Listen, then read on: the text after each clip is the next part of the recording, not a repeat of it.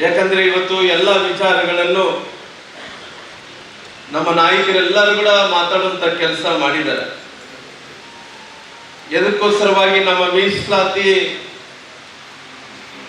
ಸುಮಾರಾಗಿ 3 ದಶಕಗಳ ಹೋರಾಟದಿಂದ ನಮ್ಮ ಮೀಸಲಾತಿ ಸಿಗಬೇಕಂದೇಳಿ ಹೋರಾಟವನ್ನು ಏನು ಮಾಡ್ತಾ ಇದ್ದು, ಅಂದಿನ ಬಿಜೆಪಿ ಸರ್ಕಾರ ಬೊಮ್ಮಾಯಿಯವರು ಮುಖ್ಯಮಂತ್ರಿ ಇದ್ದಂತ ಟೈಮಲ್ಲಿ ನಾನು, ಗೋವಿಂದ ಕಾರಜೋಳ ಅಣ್ಣನವರು ಎಲ್ಲರೂ ಕೂಡ ಸೇರಿಕೊಂಡು ಒಟ್ಟಾರೆಯಾಗಿ ಈ ಸಮುದಾಯಗಳಿಗೆ ಮೀಸಲಾತಿ ಕೊಡಬೇಕು ಅನ್ನಂತ ಕಾರಣದಿಂದ ಇವತ್ತು ಪರಿಶಿಷ್ಟ ಜಾತಿ ಪರಿಶಿಷ್ಟ ಪಂಗಡಗಳಿಗೆ ಮೀಸಲಾತಿಯನ್ನು ಅವತ್ತು ಮಾಡಿಸುವಂತ ಕೆಲಸ ಮಾಡಿದ್ವಿ.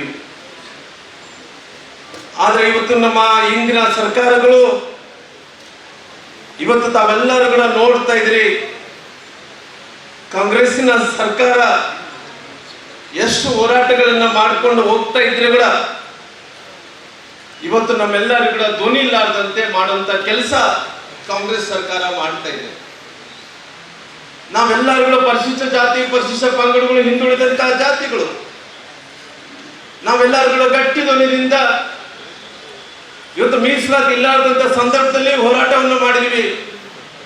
ನಮಗೆ ಮೀಸಲಾತಿ ಜಾಸ್ತಿಯನ್ನು ಸಿಕ್ಕಿದಂತ ಸಂದರ್ಭದಲ್ಲಿ ಕೂಡ ಏರು ಧ್ವನಿಯಿಂದ ಗಟ್ಟಿಯಾಗಿ ಮಾತಾಡುವಂತ ಸಂದರ್ಭದಲ್ಲಿ ಆಗ್ತಾ ಇದ್ರೆ ಕೂಡ ಇವತ್ತು ನಮ್ಮೆಲ್ಲರ ಧ್ವನಿಯನ್ನು ಕಸ್ಕೊಂಡಂತ ಕೆಲಸ ಕಾಂಗ್ರೆಸ್ ಸರ್ಕಾರ ಮಾಡಿದೆ ಅಂತದ್ದು ಕೂಡ ತಮ್ಮೆಲ್ಲರೂ ಕೂಡ ಗೊತ್ತಿರುವಂತ ವಿಚಾರ. ಇವತ್ತು ದಲಿತರಾಗಿರ್ಬೋದು, ಹಿಂದುಳಿದಂತ ಜನಾಂಗದವರಾಗಿರ್ಬೋದು, ನಮ್ಮ ಭಾವನೆಗಳಿಗೆ ಯಾವುದೇ ಕೀಮತ್ತಿಲ್ಲಾರ್ದಂತೆ ಹಿಂದುಳಿದಂತಹ ಜಾತಿಗಳು, ಪರಿಶಿಷ್ಟ ಜಾತಿ ಪರಿಶಿಷ್ಟ ಪಂಗಡ ಜನಾಂಗಕ್ಕೆ ಇವತ್ತು ನಮ್ಮ ಭಾವನೆಗಳನ್ನು ನುಚ್ಚುನೂರು ಮಾಡುವಂತ ಕೆಲಸ ಯಾವುದನ್ನ ಸರ್ಕಾರ ಮಾಡಿದೆ ಅಂದ್ರೆ ಅದು ಕಾಂಗ್ರೆಸ್ ಸರ್ಕಾರ ಮಾಡಿದೆ ಅಂತ ಮಾತನ್ನು ಕೂಡ ನಾವು ಹೇಳಬೇಕಾಗುತ್ತೆ. ಯಾಕಂದ್ರೆ ಇವತ್ತು ಚುನಾವಣೆ ಸಂದರ್ಭದಲ್ಲಿ ಏನಿವತ್ತು ಭರವಸೆಗಳನ್ನು ಕೊಟ್ಕೊಂಡು ಬಂದ್ರು, ಇವತ್ತು ಸಿದ್ದರಾಮಯ್ಯ ಸರ್ಕಾರ ಇವತ್ತು ಅವತ್ತು ಹೇಳಿದಂತ ಮಾತೇನು, ಅವತ್ತು ಹೇಳಿದಂತ ಮಾತು ಏನಿತ್ತು ಅವೆಲ್ಲ ನಮ್ಮ ನಾಯಕರೆಲ್ಲರೂ ಕೂಡ ಉಲ್ಲೇಖನವನ್ನು ಮಾಡುವಂತ ಕೆಲಸ ಮಾಡಿದಾರ. ಇವತ್ತು ಏನು ಮಾತಾಡ್ತಾ ಇದಾರ, ಏನು ಮಾಡ್ತಾ ಇದಾರೆ ಅಂತ ವಿಚಾರದ ಬಗ್ಗೆ ನಾವು ಮಾತಾಡಬೇಕಾಗುತ್ತೆ. ಇವತ್ತು ಏನು ಮಾಡ್ತಾ ಇದಾರೆ ಇವತ್ತು ನಮ್ಮ ಇದ್ದಿದ್ದೆಲ್ಲ ಕೂಡ ಕಸ್ಕೊಂಡು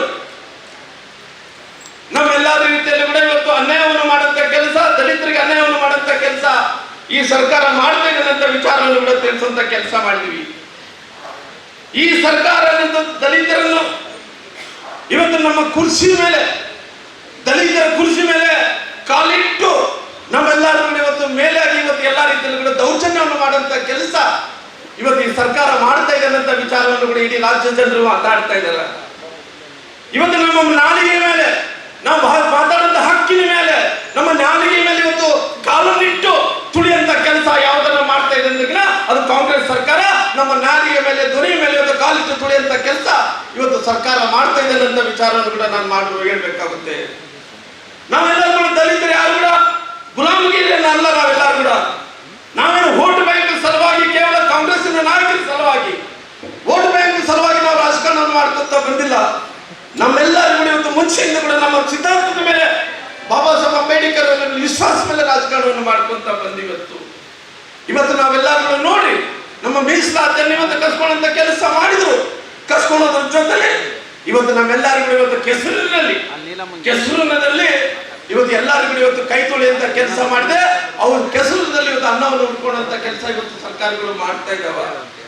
ಆದ್ರೆ ಇವತ್ತು ಮೀಸಲಾತಿ ವಿಚಾರದಲ್ಲಿ ಬಾಬಾ ಸಾಹೇಬ್ ಅಂಬೇಡ್ಕರ್ ಅವರು ಸಂವಿಧಾನ ಬರೆದ ನಂತರ ನಾವು ಏನು ಸಂವಿಧಾನವನ್ನು ಇವತ್ತು ಮೀಸಲಾತಿಯನ್ನು ಸಿಕ್ಕಿದೆ, ನಾವು ಬಾಬಾ ಸಾಹೇಬ್ ಅಂಬೇಡ್ಕರ್ ಅವರು ಅವ್ರ ಸೌಭಾಗ್ಯದಿಂದ ಇವತ್ತು ನಮ್ಮೆಲ್ಲರಿಗೂ ಪರಿಶಿಷ್ಟ ಜಾತಿ ಪರಿಶಿಷ್ಟ ಪಂಗಡಗಳಿಗೆ ಇವತ್ತು ಮೀಸಲಾತಿಯನ್ನು ಸಿಕ್ಕಂತ ಕೆಲಸ ಆಗಿದೆ.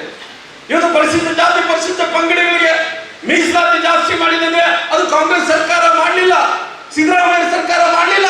ಆದ್ರೆ ಬಾಬಾ ಸಾಹೇಬ್ ಅಂಬೇಡ್ಕರ್ ಅವರು ಸಂವಿಧಾನವನ್ನು ಬರೆದು ನಮಗೆ ಆ ಸವಲತ್ತನ್ನು ಪಡ್ಕೋಬೇಕಂದ್ರೆ ನಮಗೆ ಸಂವಿಧಾನ ಕೂಡ ಬರೆಯುವಂತ ಕೆಲಸ ಕೂಡ ಮಾಡಿದ್ದಾರೆ.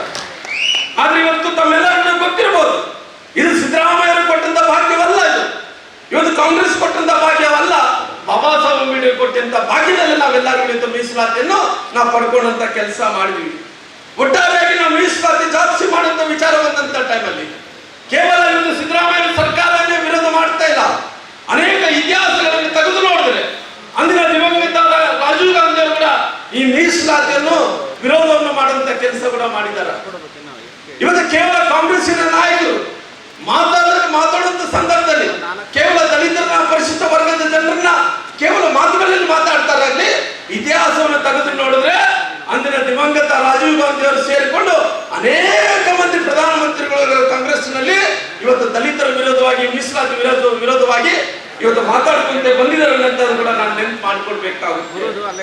ಯಾಕಂದ್ರೆ 1969ರಲ್ಲಿ ಲೋಕಸಭೆಯಲ್ಲಿ ಭಾಷಣ ಮಾಡಿದಂತ ಸಂದರ್ಭದಲ್ಲಿ ದಿವಂಗತ ರಾಜೀವ್ ಗಾಂಧಿ ಅವರು ಹೇಳಿದಂತ ಮಾತನ್ನು, ರಾಜೀವ್ ಗಾಂಧಿ ಅವರು VP ಸಿಂಗ್ ಅವರು ಪ್ರಧಾನಮಂತ್ರಿಗಳಾದಂತ ಇದ್ದಂತ ಟೈಮಲ್ಲಿ ಒಂದು ಮಾತನ್ನು ಹೇಳ್ತಾರೆ. ಏನ್ ಹೇಳ್ತಾರೆ ಅಂದ್ರೆ, the prime minister VP Singh does not have any guts to stand up and say whether he believe in a casteless society or does not believe in a casteless society.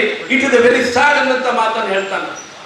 ಇದರ ಅರ್ಥ ಸಾರಾಂಶ ಏನಂದ್ರೆ, ಇವತ್ತು ರಾಜೀವ್ ಗಾಂಧಿ ಅವರು VP ಸಿಂಗ್ ಅವರು ಪ್ರಧಾನಮಂತ್ರಿಗಳಿದ್ದಂತ ಟೈಮಲ್ಲಿ ಪ್ರಧಾನಮಂತ್ರಿಗಳನ್ನು ಮೀಸಲಾತಿಯನ್ನು ಮಾಡಕ್ಕೆ ಹೊರಟಿದಾರೋ ಇದ್ರ ಮೇಲೆ ಯಾವುದೇ ರೀತಿಯಲ್ಲಿ ವಿಶ್ವಾಸ ಇಲ್ಲ, ಮೀಸಲಾತಿಯನ್ನು ಕೊಡಬಾರದು, ಇಂಥ ಸಮಾಜ ಇಂಥ ದೇಶ ಇವತ್ತು ಆಗಬಾರದು ಅನ್ನಂತ ಮಾತು ಪ್ರಧಾನಮಂತ್ರಿಗಳಾದಂತ ಅವತ್ತಿನ VP ಸಿಂಗ್ ಅವರು ಮಂಡಿಸಿದಂತ ಟೈಮಲ್ಲಿ ರಾಜೀವ್ ಗಾಂಧಿ ಅವರು ಹೇಳಿದಂತ ಮಾತು. ಮುಂಚೆಯಿಂದ ಕೂಡ ಇವತ್ತು ಕೇವಲ ರಾಜೀವ್ ಗಾಂಧಿ ಅವರಿಂದ ವಿರೋಧ ಮಾಡಿಲ್ಲ, ಅಂದಿನ ದಿವಂಗತ ಇಂದಿರಾ ಗಾಂಧಿ ಅವರು ಕೂಡ ವಿರೋಧ ಮಾಡುವಂತ ಕೆಲಸ ಮಾಡಿದ್ದಾರೆ. ಇಂದಿರಾ ಗಾಂಧಿ ಅವರು ಕೂಡ ಈ ಪರಿಶಿಷ್ಟ ಜಾತಿ ಪರಿಶಿಷ್ಟ ಪಂಗಡಗಳ ರಿಸರ್ವೇಶನ್ ಬಂದಂತ ಟೈಮಲ್ಲಿ ಅಂದಿನ ಸಂದರ್ಭದಲ್ಲಿ ಅವತ್ತು ರಾಜೀವ್ ಗಾಂಧಿ ಅವರು ಕೂಡ ವಿರುದ್ಧ ಮಾಡಿದಾರ, ಇಂದಿರಾ ಗಾಂಧಿ ಅವರು ಕೂಡ ವಿರುದ್ಧ ಮಾಡಿದಾರ, ಜವಾಹರ್ಲಾಲ್ ನೆಹರು ಅವರು ಕೂಡ ಈ ಜಾತಿಗಳಿಗೆ ರಿಸರ್ವೇಶನ್ ಕೊಡಬಾರದಂತ ರೀತಿಯಲ್ಲಿ ಅವರೆಲ್ಲರೂ ಕೂಡ ಮಾಡ್ಕೊಂತ ಬಂದಾರೆ. ಅದಕ್ಕೋಸ್ಕರವಾಗಿ ಜನಗಣತಿ ವಿಚಾರ ಬಂದಂತ ಟೈಮಲ್ಲಿ ಕೇವಲ ಇವತ್ತು ಜಾತಿಯ ಮೀಸಲಾತಿ ವಿಚಾರದಲ್ಲಿ ಒಂದೇ ವಿರೋಧ ಮಾಡಿಲ್ಲ, ಜನಗಣತಿ ವಿಚಾರ ಬಂದಂತ ಟೈಮಲ್ಲಿ ಕೂಡ ಅವತ್ತು ಕೂಡ ವಿರೋಧ ಮಾಡುವಂತ ಕೆಲಸ ಕಾಂಗ್ರೆಸ್ ನಾಯಕರೆಲ್ಲರೂ ಕೂಡ ಮಾಡ್ಕೊಂತ ಬಂದಾರ. 1951ರಲ್ಲಿ ಅಂದಿನ ಪ್ರಧಾನಮಂತ್ರಿಗಳಂತ ಜವಾಹರ್ಲಾಲ್ ನೆಹರು ಅವರು ಜನಗಣತಿ ವಿಚಾರ ಬಂದಂತ ಟೈಮಲ್ಲಿ ಕೂಡ ಮೀಸಲಾತಿ ವಿಚಾರ ಬಂದಂತ ಟೈಮಲ್ಲಿ ಕೂಡ ಅವತ್ತು ಕೂಡ ಈ ಜಾತಿಯ ಮೀಸಲಾತಿ ಮಾಡಬಾರದು, ಜೊತೆಲಿ ಜನಗಣತಿಯನ್ನು ಕೂಡ ಮಾಡಬಾರದು ಅಂತೇಳಿ ವಿರೋಧ ಮಾಡಿದಂತ ವ್ಯಕ್ತಿಗಳು ಇವತ್ತು 1951ರಲ್ಲಿ ಜವಾಹರ್ಲಾಲ್ ನೆಹರು ಅವರು ಕೂಡ. ಅದೇ ರೀತಿಯಲ್ಲಿ